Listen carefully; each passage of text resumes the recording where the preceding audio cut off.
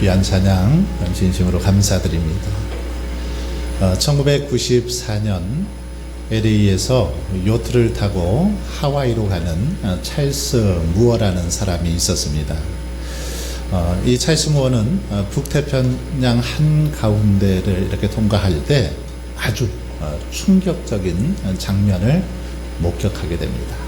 어떤 장면이냐면 전 세계에서 버려진 이 쓰레기들, PT병이나 페트병이나 온갖 스티로폼 같은 그런 쓰레기들이 바다의 조류에 따라서 이 한 가운데 이렇게 다 한 군데로 모여 있는 거죠. 그래서 거대한 아주 쓰레기 섬처럼 이루고 있었던 것입니다. 이 쓰레기 섬은 2011년경에는 우리나라의 절반 정도의 크기였습니다. 그런데 최근 조사에 따르면 이제는 무려 우리나라의 16배나 되는 크기로 그렇게 커진 것을 볼 수 있습니다. 그래서 바다에 이렇게 아름다운 산호초 그리고 해양 생태계를 집어삼켜버리는 아주 무서운 그런 적이 되고 있습니다. 난파선들의 무덤이 되기도 하는 걸 볼 수 있습니다. 여러분, 이 쓰레기는 조류에 저항을 할 수 없습니다. 그냥 바닷물이 흘러가는 대로 그렇게 흘러가는 거죠. 조류를 따라서 이리저리 흘러다닙니다. 왜냐하면 그 안에 생명이 없기 때문이죠. 죽어 있기 때문에 생명이 없어서 그냥 바닷물이 흘러가는 대로 그렇게 흐르더라는 거죠. 우리 인생도 마찬가지입니다. 우리 안에 이 영혼이 죽어 있으면, 우리 안에 믿음의 능력이 사라져 버리면 그 안에 생명이 없기 때문에 세상의 조류를 따라서, 시대의 조류를 받아서 그 영향을 받아 이리저리 흔들리며 살아갈 수밖에 없더라는 것입니다. 그래서 온갖 악취를 풍기고 다른 사람들에게 혐오감을 주고 다른 사람들을 불편하게 하는 것처럼 그런 삶을 살아갈 수밖에 없더라는 것입니다. 여러분, 우리 성도들은 결코 이런 삶을 살아서는 안 됩니다. 우리는 다른 사람들을 혐오스럽게 하고 불편함을 주게 해서는 안 되죠. 외면받는 버려진 존재가 되어서는 안 됩니다. 그렇다면 우리들이 이런 세상의 조류에 휩쓸리지 않기 위해서 어떻게 해야 될까요? 적당히 시류를 이용하거나 피하면 되겠습니까? 그렇게 해서는 완악한 세상에서, 간악한 이 세상에서 결코 승리할 수 없습니다. 그럼 어떻게 해야 될까요? 어떻게 해야 우리가 이 세상 속에서 당당히 승리하는 삶을 살아갈 수 있을까요? 먼저 그것은 뜻을 정하여 정면으로 돌파하는 믿음을 소유해야 가능합니다. 하나님 앞에서 뜻을 정해서 정면으로 돌파하고자 하는 믿음이 우리에게 있을 때 세상 조류에 흔들리지 않고 승리하는 삶을 살아갈 수 있다는 것입니다. 성경에 보면 우리보다 더 열악한 환경 속에서 거대한 세상의 조류와 세상의 힘 앞에서도 휩쓸리지 않고 오직 믿음으로 살았던 사람이 있습니다. 바로 다니엘입니다. 남유다는 하나님의 예언을 무시한 채 애굽과 동맹관계를 맺었다가 애굽의 멸망과 함께 남유다도 망하게 되지요. 그 바람에 유다는 바벨론의 포로가 되고 맙니다. 바벨론은 이때 예루살렘 성전의 모든 감나가는 기명들을 다 빼앗아 가지요. 그리고 왕족들 또 귀족들의 자녀들을 포로로 잡아갔습니다.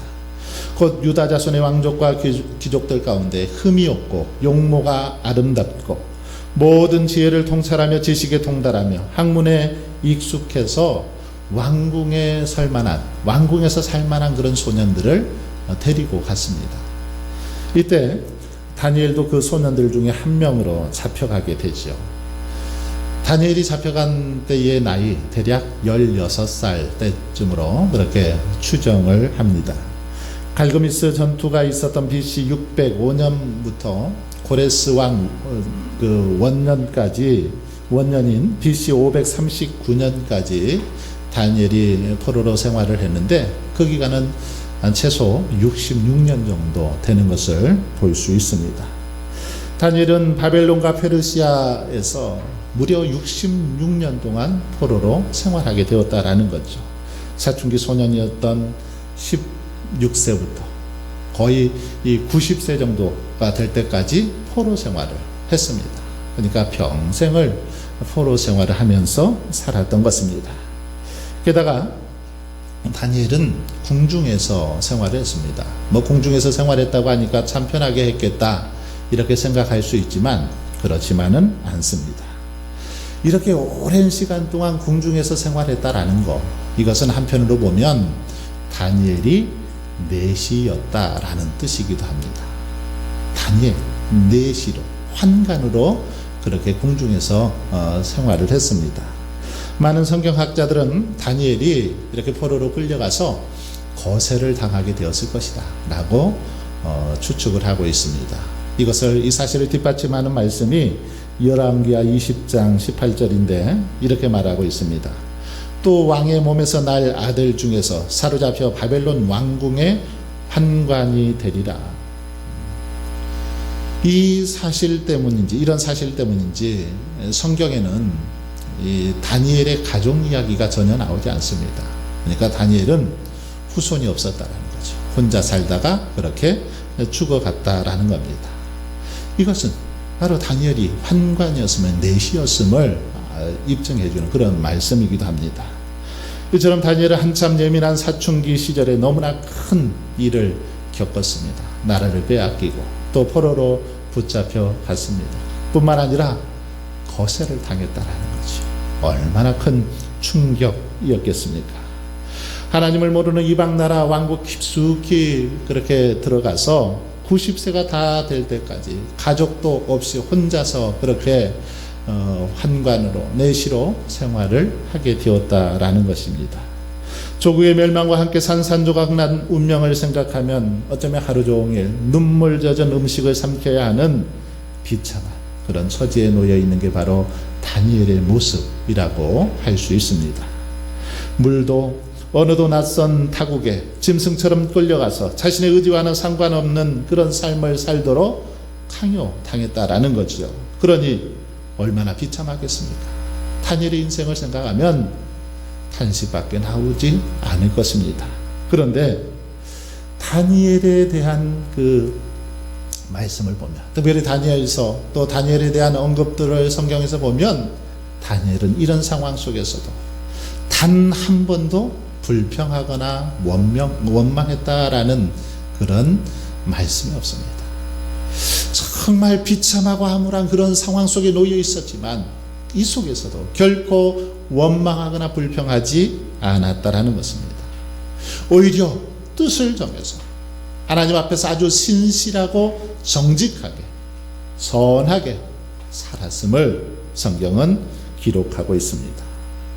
그랬더니 하나님께서 그 믿음을 보시고 온 나라의 술객과 박사들보다 10배나 뛰어난 지혜와 총명을 주셔서 다니엘을 바사 제국의 총리 자리까지 오르도록 해주시는 걸 볼 수 있습니다. 그리고 다니엘은 나라의 모든 고관들을 지휘하며 국사를 지혜롭게 잘 처리했습니다. 다리오 왕은 이런 다니엘을 너무너무 신뢰했죠. 신임했습니다. 하지만 왕이 신임을 하자 다른 신하들과 총리들이 시기하기 시작했지요. 흠을 잡으려 했습니다. 그러나 다니엘의 모습 속에서 흠을 잡고 싶어도 잡을 수가 없었습니다. 왜냐하면 워낙 결백하고 온전한 인격의 그런 사람이었기 때문에 흠을 잡을 수 없었죠. 그러자 그들은 다니엘을 제거하기 위해서 음모를 꾸밉니다. 흠을 잡지 못하니까 음모를 꾸미죠. 어떤 음모를 꾸밉니까? 다리오 왕을 찾아가서 앞으로 30일 동안 왕 위에 어떤 사람이나 신에게 기도를 하며 무엇을 구하면 사자굴에 던져 넣자라는 그런 제안을 합니다. 만일 어기고 어떤 신에게나 사람에게 기도를 하면 사자굴에 던져 넣어서 죽여버리자는 것이요. 그들이 이런 제도를 만든 이유 한 가지죠.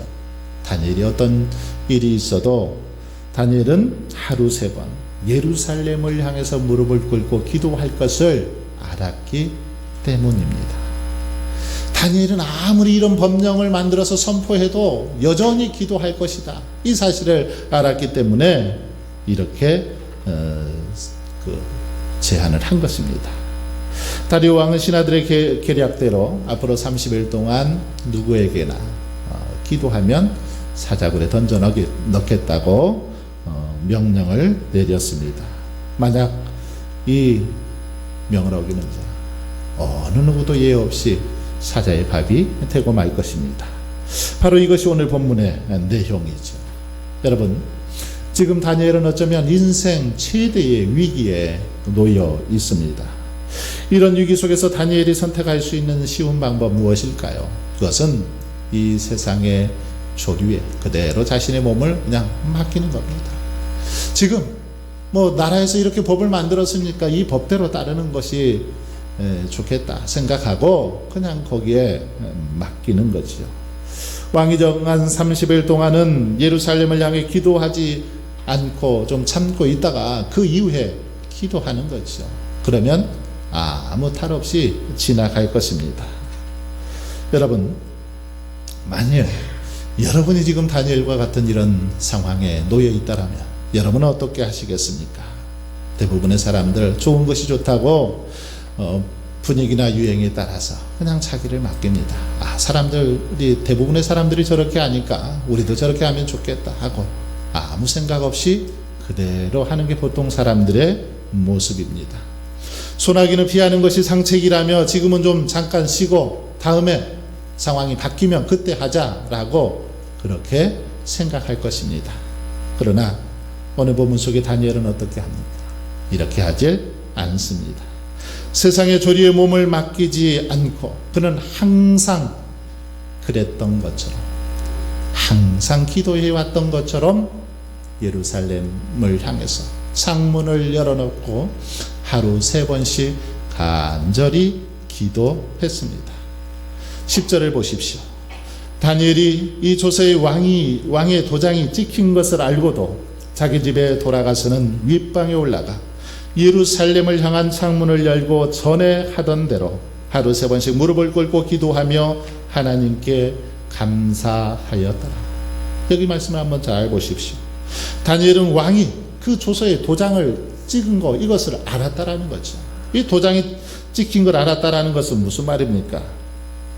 이제 이 왕의 조서는 누구도 예외가 없고 바꿀 수 없다라는 것을 알았다는 것입니다. 만약 이 명을 어기면 누구라도 사자굴에 던져질 수밖에 없다는 사실을 알았다라는 것이죠. 그런데 여러분, 다니엘은 이렇게 모든 것을 뻔히 알고 있으면서도 여전히 하나님 앞에 기도하고 있는 것을 볼 수 있습니다.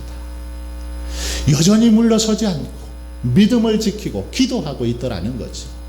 여러분, 다니엘이 이렇게 기도할 수 있었던 이유가 무엇일까요? 눈앞에 어려움이 불보듯 뻔했지만 그럼에도 불구하고 변함없이 기도할 수 있었던 이유 무엇입니까?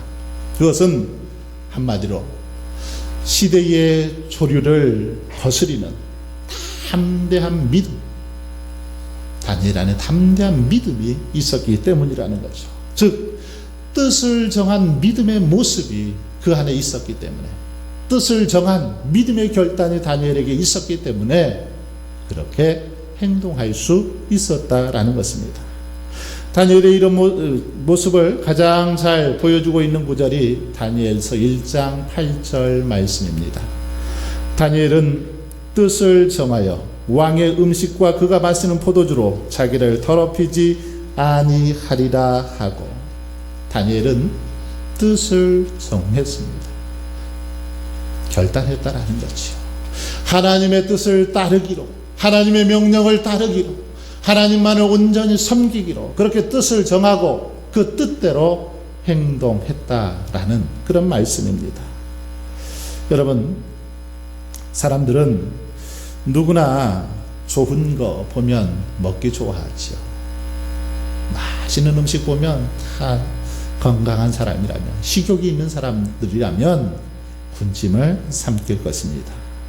성경에는 단순히 왕의 음식과 그가 마시는 포도주로 이렇게 표현되어 있지만, 그것은 바벨론 제국 전역에서 이 황제가 먹도록 각종 이 산의 진미를 다 이렇게 공수받아서 올라온 그런 음식들이었죠. 최상의 음식들이었습니다. 그러므로 다니엘이 왕의 음식을 이렇게 음식과 포도주를 먹지 않기로 한 것은 사소해 보이지만 굉장히 중요한 결단이었습니다. 중요한 결단이 아니면 결코 그렇게 행동할 수 없었죠. 사실 다니엘 16살이니까 얼마나 식욕이 왕성할 때입니까? 이럴 때 그 맛있는 음식을 포기한다라는 거, 먹지 않는다라는 거 결단 없이는 할 수 없었다라는 겁니다. 뿐만 아니라 이 음식을 거부하면 다니엘의 안위에도 위협이 될 수 있었습니다. 또한 여기에는 다니엘에게서 여호와 신앙을 버리게 하고 우상 숭배를 하도록 하는 그런 의도도 이 음식 안에 있었습니다.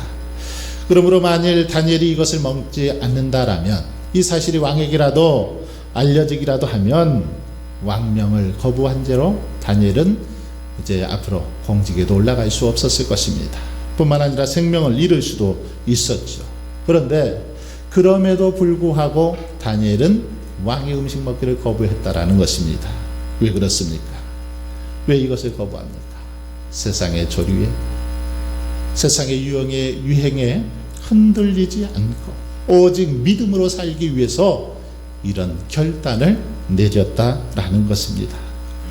아무리 거대한 시대의 조류와 세상의 힘 앞에서도 휩쓸리지 않고 믿음으로 정면 돌파하기를 바랬기 때문에 그것을 거부했다라는 것이죠. 여러분, 그러므로 저와 여러분도 다니엘처럼 뜻을 정하고 담대한 믿음을 통해서 세상의 시험, 또 세상의 유혹과 조류를 정면으로 돌파해 낼 수 있기를 바랍니다.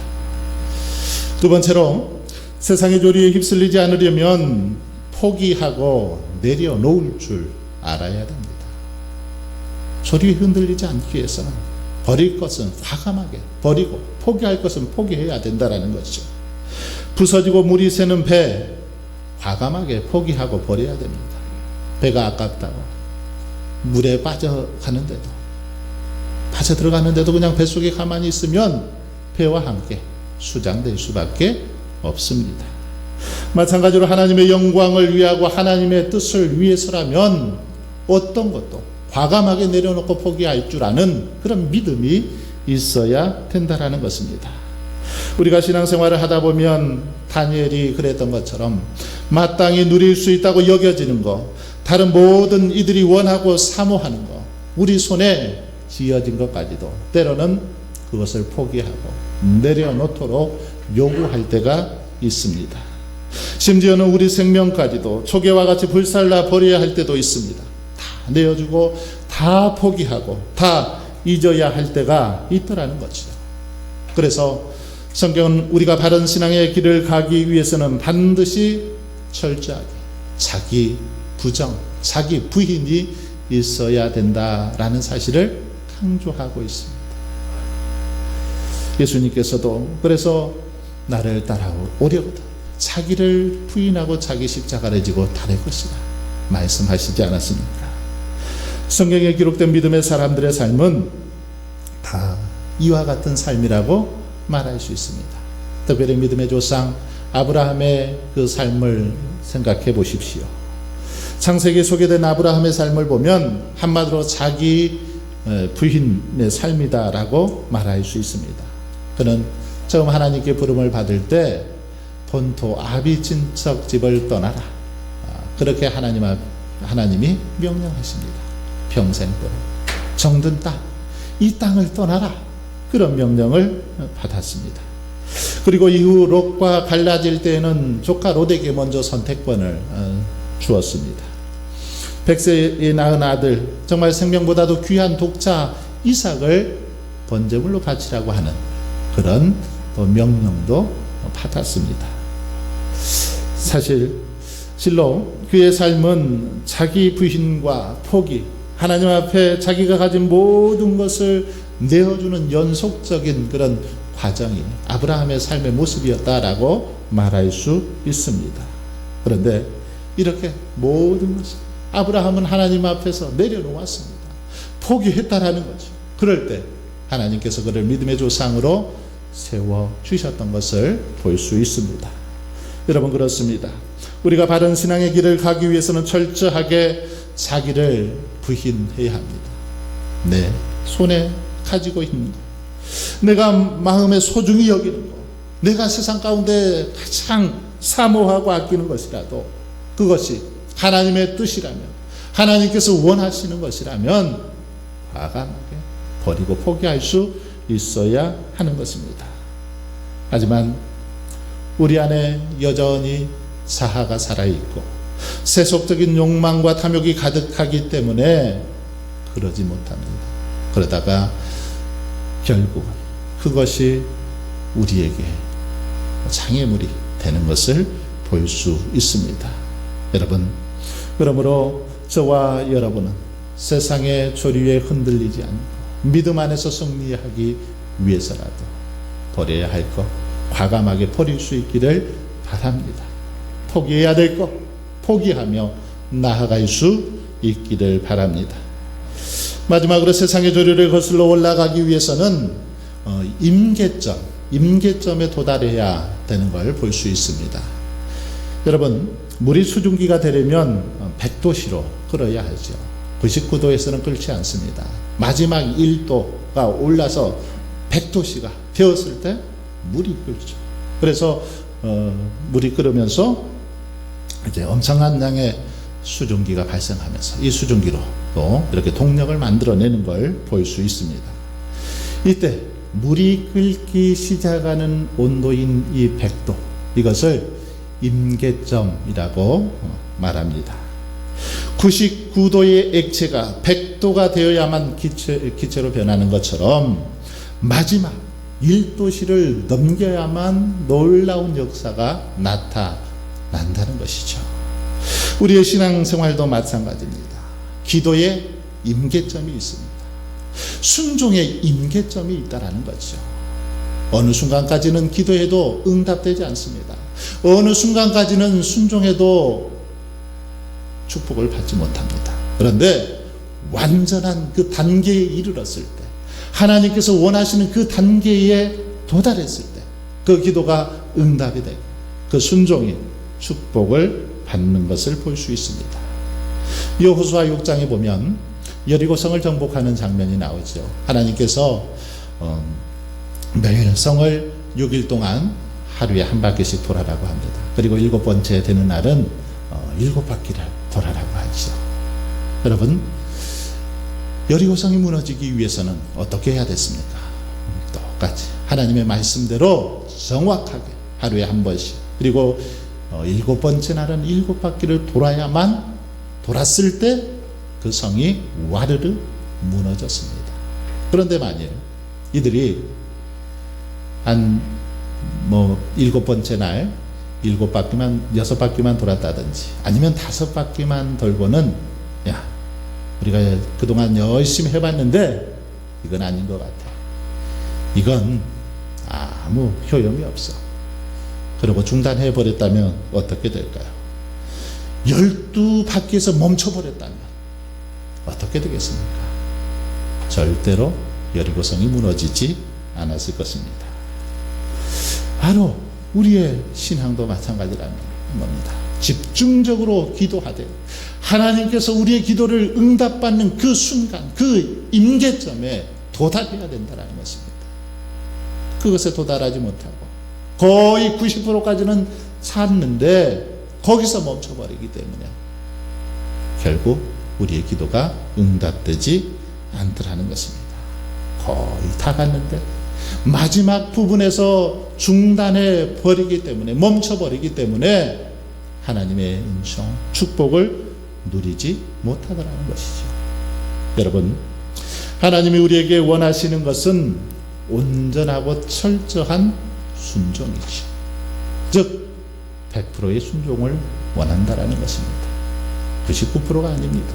100% 임계점에 도달할 때까지, 하나님의 마음에 흡족할 때까지 도달해야 하나님의 역사를 경험할 수 있습니다.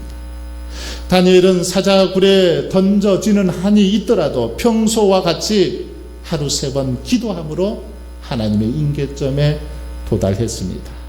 아브라함은 이삭을 바치는 것까지라도 순종함으로 임계점에 도달했습니다. 엘리야는 마지막 구름 조각이 나타날 때까지 기도함으로, 사도 바울은 심한 환난과 옥중에서도 찬양함으로, 야곱은 야복강가에서 허벅지 관절이 탈골될 때까지 천사와 씨름함으로 하나님께서 원하시는 임계점에 도달했습니다. 그럴 때 하나님께서는 그들의 믿음을 보시고 축복해 주셨던 것을 볼 수 있습니다. 사랑하는 성도 여러분, 그러므로 저와 여러분도 어떤 유혹과 공격에도 굴하지 아니하고 끝까지 주님만을 의지하고 주님만을 바라보면서 신앙의 임계점, 내 인생의 임계점에 도달할 수 있기를 바랍니다. 그래서 하나님께서 예비하신 풍성한 은혜, 풍성한 축복을 마음껏 누릴 수 있기를 주님의 이름으로 축원합니다.